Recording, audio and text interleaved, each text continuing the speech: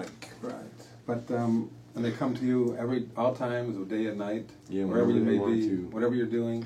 Yeah, oh yeah, sometimes in the car, wherever. Yeah. Do they ever come to you in the middle of a performance? I mean, it could be your They focus try, on- but when I'm performing, my job is to Beat stay those focused. sons Like of today, guns I down. can't let another song make me forget what I'm doing here now. I gotta do one at a time. Well, I absolutely consent that if you should get the mood to write a song anytime while you're on our show, let it out. I would love to watch your creative do that. process. Because I always ask people about their creative processes. And some people have some, different situations that they need in order to write different environments or whatever the case might be. And then there's people like you, very few, that just have the stuff pouring out of them at all times of the day and night, or at any time of the day and night, not necessarily all times. But I tried, for a while, I tried to quit music and tried to make the song stop, and there's just no way. I've surrendered, it's very important sometimes in life to surrender is the best thing to do. That's true. If you can't beat it, join it, man. And I know your dad, Wallace French, was a huge musical influence on you, but was your mom musical too? Not really. She sang to me. She sang to me when I was little, and she loved Les Paul and Mary Ford, so she sang me Good Mary choices. Ford stuff, Cool. and I remember that well, because I remember very little of living with my parents. They split when I was maybe 10 or 11, and I don't remember Sure. much of living with them, but she did sing Mary Ford to me, which still sticks in my mind. That's cool.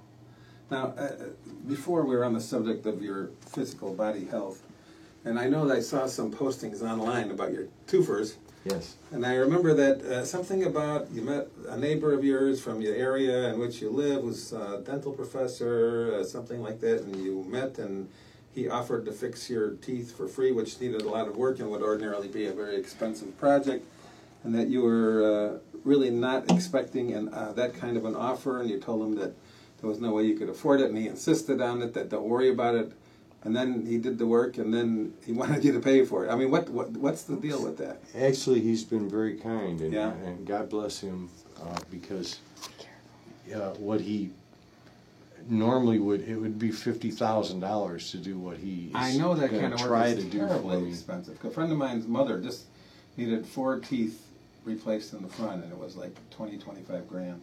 But he's still. I saw him yesterday, and he still very much wants to follow through with what he said he would do. Oh, that's cool. So, but we just don't have money. It's quite a bit of money, and the materials that he needs because of the dystonia, which was the cause of all my chomping and breaking of my teeth in the first place. He needs to give me kind of hardened, teeth, and because the dystonia is still there, so if you don't get the hard yeah, teeth, it's it's going to a have lot the more same under problem a control couple years now, down the road, I suppose. Huh? But it's much more under control. But nevertheless, I have to take medication for it, and he still wants to. I mean, I can see it in his eyes that he really wants to help me. It was another guitar player friend who introduced me to him. I see. The good Dr. Kim, and he also plays guitar. So when I went over to meet him on a Sunday at his office, which isn't far from my house, by Wabansie College, he said, "Dana French, I've heard of you for years. I've heard you were such a great guitar player," and he was very kind. And he said, "You can't sing with false teeth. You need implants, and I'm going to find a way and give you the implants." So his heart is very kind. That's nice. And I'm very, it's very much a blessing that he would, even be willing to help me at all, because many aren't. It's a new America, folks. Yeah, it's rough. Kindness and generosity aren't as common as they used to be. I think dentists in particular, I think the dentistry business has changed hugely over the years because of the advent of insurance. When I was younger, there was no such thing as dental insurance, so you either could afford to pay for it out of your pocket or you couldn't. Right. Nowadays, they expect everybody to come walking in with dental insurance, and the dollar signs light up. And even the dental insurance doesn't cover anywhere near the cost. No, that's true. Things. And he explained to me that in this particular case, they consider implants non-essential, therefore they aren't willing to pay for any of it because It's they don't- cosmetic. you know, they consider it cosmetic. And I said, well, I wish one of them would come and try to eat something with no teeth, you know. Sure. But, nevertheless, the point is this Dr. Kim has been wonderful to me. And That's I'm great. very grateful that I got to meet him. So are you masticating satisfactorily these days? Am I what? Do your teeth work well these days? They're a little difficult, but much better than it was. Good. Much Very good. improved. I'm able to sing, and you can maybe even understand the words if I can sing well enough. And they have a satisfactory brushability factor? I'd rather not get into all that, but I have to take them out and clean them and put them back in. Oh, I see. Okay. Stuff. But they don't occasionally go flying in the middle of a song? Not yet. James Brown. That used to happen to James Brown. Well, I got to meet James. Lonnie Brooks took me to meet James Brown at the Aragon Ballroom in Chicago. Yeah. And James was so nice in that, but I couldn't understand a word that he said. But When was that? nevertheless- When did you go? When did you meet Oh, James God, Brown? that had to be maybe 1982 or 83, when I was hanging around with Lonnie Brooks a lot, and Lonnie and I were doing a lot of shows together. Ah. You know, he said, Reggie, man, come on down here again. We're not working to go see James. I'll introduce you to James. I said, great, man, I'd love to. But it was so funny because backstage, you couldn't understand anything that he said, and there were a lot of things going on back there that I'm not going to talk about. What happens in Vegas stays in Vegas, but nevertheless, Right. when James hit that stage, buddy, he was sharp as a tack and didn't never miss a beat. And, you know, I have nothing but respect, you know, because, buddy, he delivered. And he was the mighty James Brown. Sure, absolutely. Whoa! Yo, man. So, can I prevail upon you for another tune? I'll perhaps? play as many as you'll let me. I'll let you play plenty. Which one are you playing now? We're going to do one called Looking for a Job. I think I wrote this a long time ago, but it seems more current than ever now. There you go. And if anybody out there is looking for a job, then you'll probably be able to relate to this.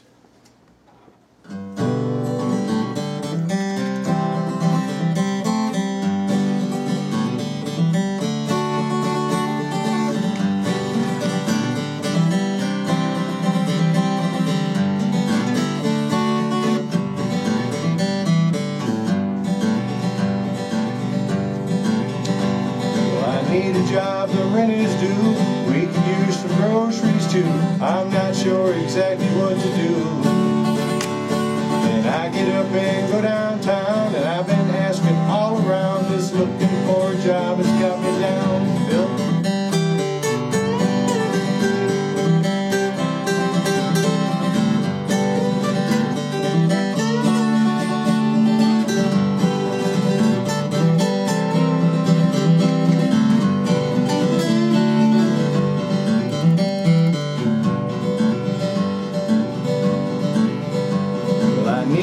Some money fast, just a little cold hard cash. How long is this trouble gonna last? And I've been looking high and low, it's the same everywhere I go. This looking for a job has got me down. You're up.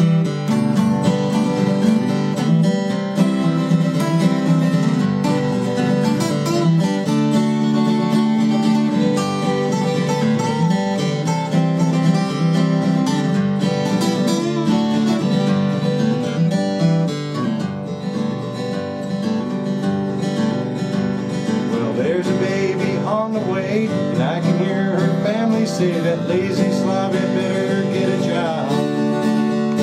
But they don't know how hard I try, and it makes me want to cry. This looking for a job has got me down.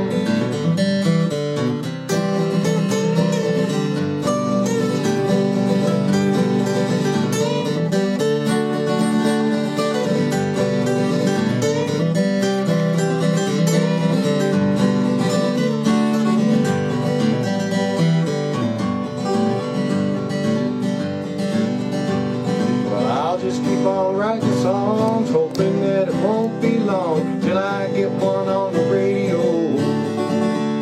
Then maybe things won't be so bad, I'll pay the rent, and I won't have to go downtown looking for a job. No more going downtown looking for a job.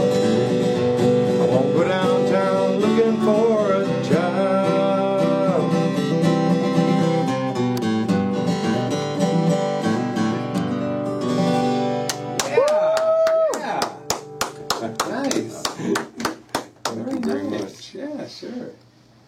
That's cool. Very nice. Last time you were here, like I said earlier, we found out that your dad was Wallace French, Chicago-based first-pick drummer who played with many of the musical historical greats, including Ernest Tubbs Band, Porter Wagner, Buck Owens, and others, and that you started playing guitar when you were just 7 years old. No, 10 actually. 10. Yeah. I finally got one when I was 5, but I never really played out. I mean, I played, but the first time I ever played out was on my 10th birthday with my dad and some guys called the Porter Brothers and Bill Blau. Bill Blau used to run WMAQ radio out of Aurora, and he was involved in the Barn Dance, which was out of Chicago. Sure, back in the day. Yeah. A long time ago. Yeah, but you played with your dad when you were 10, but you must have been working on that guitar before you were 10. Oh yeah, I could never leave the thing alone, you know. Sure. Do you play any other instruments? Yeah, I attempt to play everything I touch, but you know, I'll get on the mandolin. I love mandolin, and I want to play mandolin, but I'll spend enough time to just where I'm getting it together on it, and then I'll have gigs and things on guitar, so that you know, I get distracted. Yeah. So when you were in high school, did you play in any of the organized musical activities? No, not really. By the time I was in high school, my parents had already split. I was struggling to survive and really had no parental guidance or anywhere to live. So that was pretty much took over my daily routine, was to try to make sure the school didn't know that if they found out I wasn't living with any parents, they would have put me in DCFS and all that, and I didn't want to go there. So Sure. I had to really work hard to cover all that up and not let them find out. Where was it? What school did you go to? Batavia High School. I see. But so your parents were split. Did you still have contact with your dad? Mm-hmm. Yeah. But then shortly after that, he had developed cancer in his central nervous system. Oh my goodness. And that began to eat away at him, and he had behavior that I really don't want to go into. It's going to be in that movie, though, some of those true stories, but he became violent and stuff that he really didn't realize he was doing. Sure. So, yeah, and I loved him. I knew that wasn't really him, but I was still young and didn't understand what was going on, you know, and never knew when the new him was going to take over. So Yeah. it was a... Well, did he survive that, or did it take Oh, no, he died when he was 38 years old. Wow, so young. Yeah. Incredible. That's a scary thought. And it's a shame because his career was really starting to go, you know. I remember meeting Buck Owens when I was 10. And we were out hanging out with Buck, and I was kind of playing around with the band a little bit. And then later, about a week or two later, I saw Buck Owens on TV, and I called my dad, Dad, there's that Buck guy, he's on TV. My dad goes, yeah, you didn't know? I went, no, I didn't. I thought he was just one of your buddies. He goes, well, he is my buddy, but he's also, you know, on television a lot. He's a world-renowned performer. How cool is that? I didn't know. I was a little kid. All right, we're going to have to take a break. This is Curiosity, and play another tune for us. I'd love to. Please. Phil, I'm glad that my friend Phil Eubanks is here to play this with me because he does it beautifully. Great. This is a song that's on the first solo album, and I always thought it would be good in a movie or something. You know, as a songwriter, I can't stay in one genre, or I don't know what's going to come next, so as the songs come, this is one that, you know, just would be good in a movie, is all I think of when I hear it, but nevertheless, Cool. we're going to do it right now.